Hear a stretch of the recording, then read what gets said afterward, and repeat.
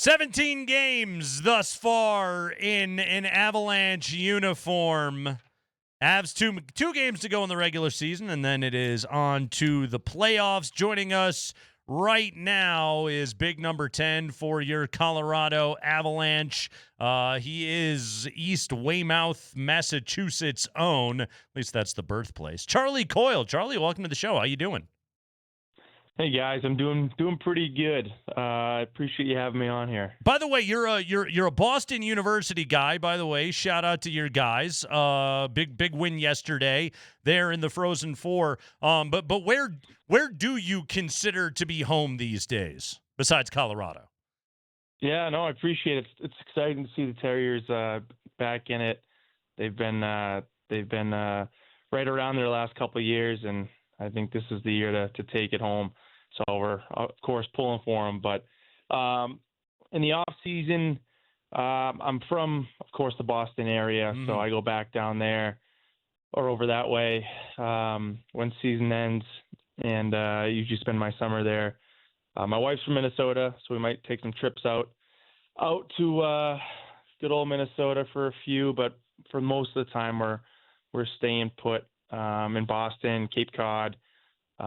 Somewhere around those parts.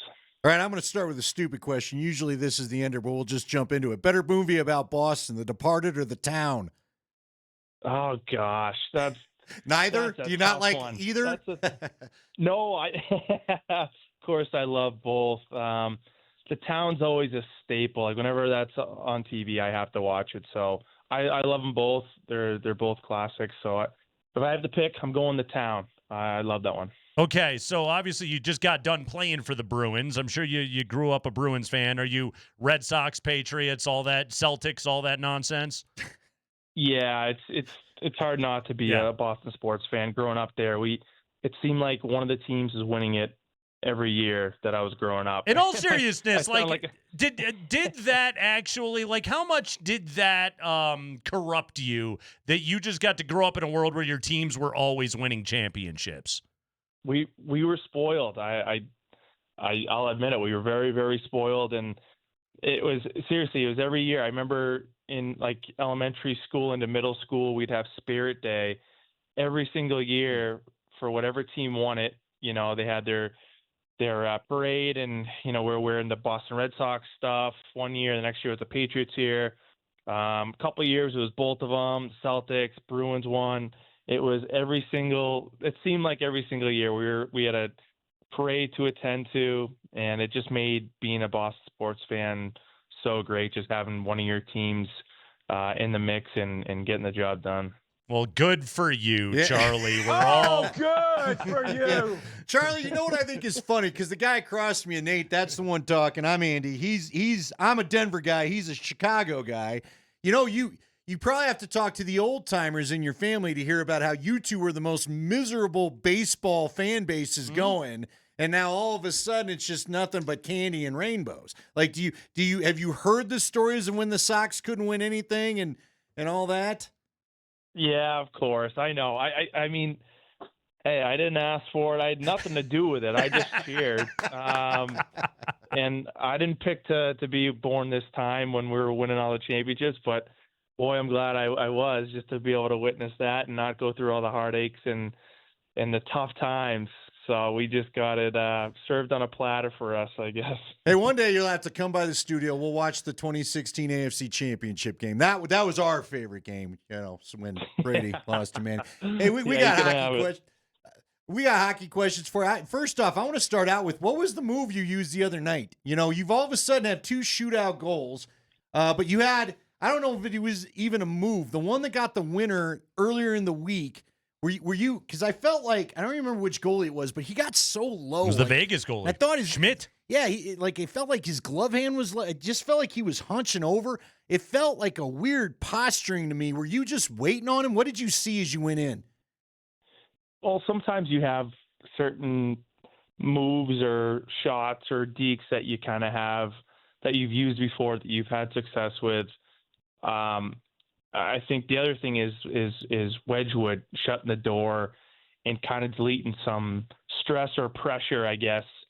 So I'm going second, and I have a chance to win it. If I don't score, we keep going. It's not the pressure was a bit off, so I think that helps to just kind of go in and be a little more confident, and also going as the third shooter from our team. So I get to kind of see the goalie, from the perspective, on the bench from our other two guys going down there. And that's one thing I did notice is the glove wasn't fully up. I have a shot where I like to kind of go over the glove.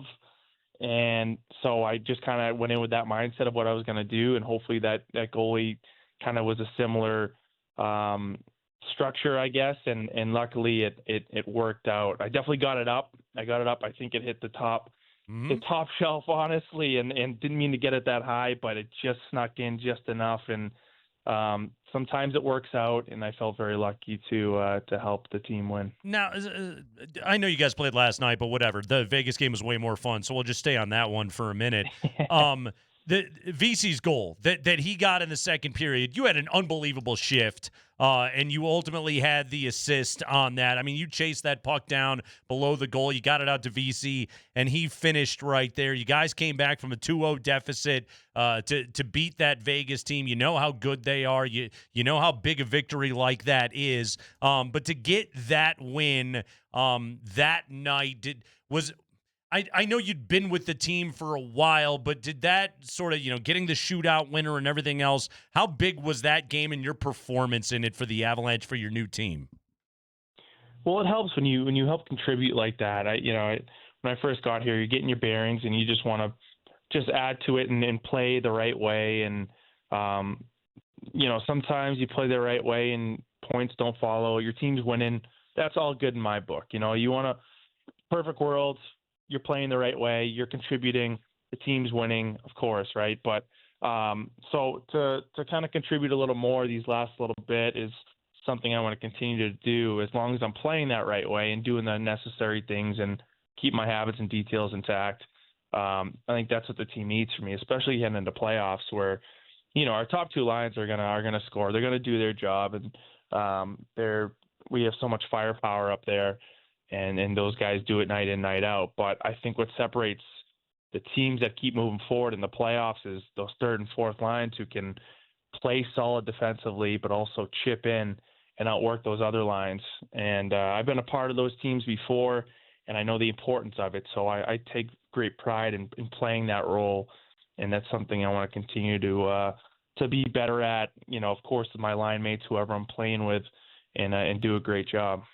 All right, I'm curious because you were in your hometown.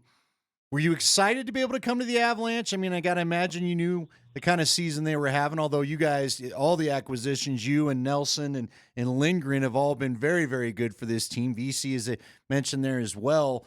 But is it an excitement to get to come to the Avs even though you're home, or was there mixed emotions? There's, of course, mixed emotions. I can't lie. Playing in Boston was the best thing in the world. It was always a dream of mine, playing at home. That's where you grow up and you think about playing in the NHL one day and you think about the Bruins. And to get to do that for as long as I did, I can't complain for a second. I feel very fortunate to be able to do that for six and a half years, whatever the time was. And I'll cherish, every second of it. I loved it, being close to my family. I just had a daughter a year and a half ago, so I have my parents, the grandparents there, and getting to see it, just little things like that, being close to home, close to friends, family. But then on the other hand, things happen. It's a business, and all of a sudden you're saying, you're getting told you're traded, and your first thought is, oh my gosh, where am I going? I hope it's somewhere decent, and they say Colorado. I'm like, oh my gosh, that's awesome. And I'm pretty easygoing guy where I can kind of flip the switch and focus on what I need to focus on. And so hearing it was Colorado, I was so pumped up the night before, them making big moves to get Brock Nelson, and just knowing how, they're all in. They're all in on this year. They're putting a great team together, which they already had before any of these moves and all that. And so it's nice to be a little piece to add to that and try to do what I can to help the team, an already solid team that has won before and knows what it takes. And I couldn't be more excited for that. So just to be here and get my bearings and get settled in, get some games under my belt, and get prepared for the playoffs. It's a great time of year, and I'm loving it. You played against this franchise forever. And again, Charlie Coyle, number 10, is our guest right now. The Avalanche, 2 games to go in the regular season. The Kings and Anaheim over the weekend. But you played against this team for years. You know the kind of success that they have had reputationally. You know a Hart Trophy winner in McKinnon, you know a Norris Trophy winner in Cale Makar. Once you walked through the door and became teammates with those guys, what were your preconceived notions of those two dudes, and how has it sort of worked out with them now as your teammates? Well, playing against them it honestly stinks because they're so freaking good. I just remember trying to contain them on the power play. I'm on the penalty kill. You get my car up there. He's dancing, moving, and I'm just trying not to fall over. And then he dishes it off to McKinnon. Unless he puts one right through, that's fine in the back of the net. And then McKinnon's doing his thing on the half wall, and you don't know where he's putting the puck because he moves so fast. His legs, his feet, his hands, and you can't really contain him. So to be on this side of it with them is a lot more enjoyable. So I'm pretty pumped about that. But I think just their overall demeanor and how they are, their attitude, their focus, you can tell how committed these guys are. And that trickles down throughout the whole team, and everyone just so dialed in. And not just the players, the whole organization, whether it's the trainers, the massage therapists, the coaches, everyone is just so dialed in, and it makes coming to the rink just awesome because we know where everyone's mind is at, where everyone wants to get to, and we're all on the same page that way. All right, I'm curious because, again, you're new to town. He's not been your teammate yet, but I know you're aware of what he's meant in the league. I'm sure you faced off against him in your time in Minnesota. What is it like knowing that Gabe Landeskog by next week could be walking through those doors and be a part of this dressing room again? It's incredible. I mean, we can go on and on about what he's gone through and how he's battled and the rehab and I haven't even seen. I've only been here for however many days and just seen it, but I can't imagine the last 2 or 3 years what he's gone through and just to keep plugging along. And it's a physical battle, but the mental battle is got to be extreme. And he just does it with just so much class and just,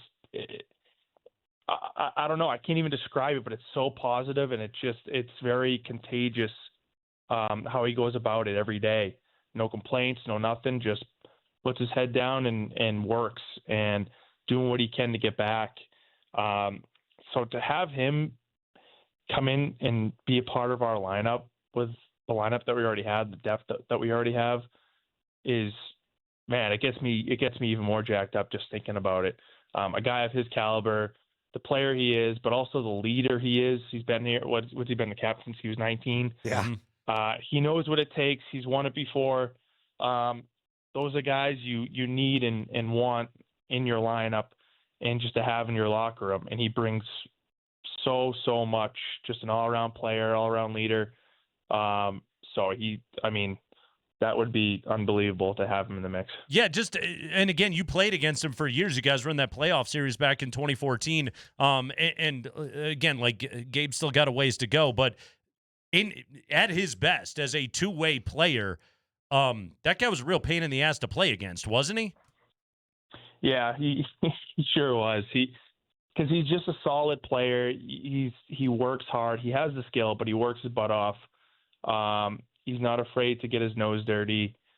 He can play anywhere too, and those guys are the true hockey players. Like that's what you want. That's what you think of when you think of the definition of a hockey player: someone who plays every situation, someone who has an all-around game, can adapt to any type of game and have success. And he's done that for a long time.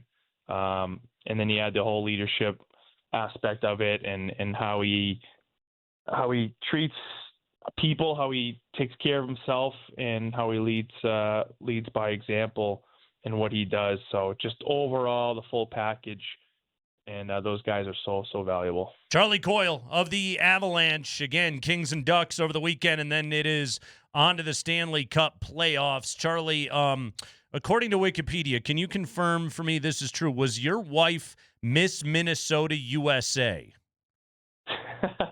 Before I knew who she was, yes, that's what I've read. She was. Okay. Do you guys ever watch beauty pageants together? And does she offer critical analysis? Like if you were watching a hockey game, making comments to her, can she sit down and tell you what's up in the pageant world? Like she's Kramer. The posture's not straight enough, or something like that. Yeah, not that we've watched too many, but if there happens to be one on, then yeah, it's like I'm in the back seat and trying to learn, and she's got the she knows what's going on there, and she gives her 2 cents a little bit. But it is funny now that you mention it, if we're watching a hockey game or whatever, and I'm trying to explain to her, it's kind of the exact opposite if that were the case. But there's not too many on. It's not like it's on every night and we're doing that. But I'm not too big on those things, so don't give me that. Hey, it's just, again, you never know. Like, you got to match the dress color to the eye color. But Are you doing the right talent? Are you a good enough singer? All that good stuff. Like that talent. You went for the wrong thing there. That stuff's critical. All right, Charlie. So we talked to Ross Colton a lot. We've been enjoying this. Hopefully you have too. Hopefully you're around next year and years beyond, and we can talk to you again. We'll bother you forever. We will. We're warning you. We talked to Ross Colton on the regular, and he's a big Giants fan, we've learned. And Ross goes full just fan experience, and we love it. He's upset about whatever they do at quarterback. He doesn't know what they've been doing with DeVito. So we will offer you Charlie Coyle, New England Patriots fan, 4th overall pick. Who you hoping to see? Let's go draft an analyst here. Who you got here in a couple weeks? Oh, I'm the wrong guy to ask for that, honestly. You know what? I love football. I never played on a team, but I love throwing the football. It's obviously, besides hockey, it's my favorite sport. But I don't know the ins and outs. I've never studied it. I don't know the players. I don't know the draft. I don't know college football. That's beyond me. So I just see what comes up on ESPN every now and then, and I don't know exactly what the Pats need. I just like watching them play, and so I honestly, I hate to break it to you, but I can't give you my analysis because it won't be good, and I honestly have no clue. If anybody else asks you, just say Travis Hunter. He's a CU kid. Just go, they need Travis Hunter, and nobody will argue with you. So that's the only name I kind of know, but of course, you say anything, and people would give you crap for it, right? But hopefully it works out, and yeah, I'm just pulling for him. Hopefully the Pats get better and better. You won the Guy Lafleur Trophy as the MVP of the QMJHL back in 2012. Where do you keep your Guy Lafleur Trophy? I think it's kind of funny. They give you a ring for it. Okay. And so I was going through stuff, honestly, maybe a week or so before I got traded, and I found it because we had just moved houses too in Boston before this season started, and I hadn't fully taken things out, so I just pulled out a bag, and it happened to be in it, and I was like, oh, I should probably put this out somewhere, in the house. So I literally just did, and it must have been a week or two later I was traded, so that's going to have to just go back in a box and put it back in that bag. Moved again. It'll get moved somewhere. Who knows? Guy Lafleur Trophy, though, that's a pretty good one. It's not as good as a Messier, but... Is this true that you are the cousin of the great Tony Amonte? Yes. That is true. Very cool. True. All right. I don't really have a Tony Amonte question for you, just as a kid that grew up in Chicago. Do me a favor. Just tell him I said hello. That's all that I want you to do for me. Big number 10, Tony Amonte, skating with JR, Jeremy Roenick back in the day. How cool is Tony Amonte? Yeah, he's a guy I've always looked up to and tried to really follow and emulate his footsteps, because when you have a cousin who's playing in the NHL and you're growing up as a little kid, it just makes it seem that much more attainable. Mm-hmm. And you're like, if someone in my family can do it, then why can't I? So I feel very lucky in that aspect that I had a cousin or two who played in the NHL. And of course, Tony was number 10 at times. And You're number 10 now? I think that kind of went into me being number 10. I never was, and I always liked the number. I think it was because Tony was it, and a few of my cousins I grew up playing with always took 10. I think because of him. So that kind of played into my decision with 10 this year. But he's been awesome. He helped coach my prep school team a little bit. He'd come every now and then and give us 2 cents and help us out, and always available if I were to ask him, questions on anything. He's always available. We have a pretty tight-knit family of a lot of cousins, extended family, and just all hockey players and people who love the game. So it's fun to grow up with the family that we did, and of course watching Tony all those years and going to games when he come to Boston, and again trying to follow in his footsteps and get to where he was. You guys do know about the Waz story, right? And there's ring in his ears, and he can't hear your trash talk. At least yeah, I know. Yeah. I got to imagine Monte was around the crease. Yeah, exactly. Charlie Coyle, everybody of the Colorado Avalanche, big number 10. The Avalanche, 2 games to go in the regular season, and then it is on to the playoffs. Charlie, man, thank you so much for joining us. We really appreciate it. Welcome to Colorado. Thanks for doing this, man. Thank you, guys. I had a blast. You guys kept it entertaining for me, so I appreciate that. Hopefully talk soon. All right, Charlie Coyle with us right there. Well, that was the anti... That was FOP status right there. Who was our guy, Adazio? Don't get him near Adazio.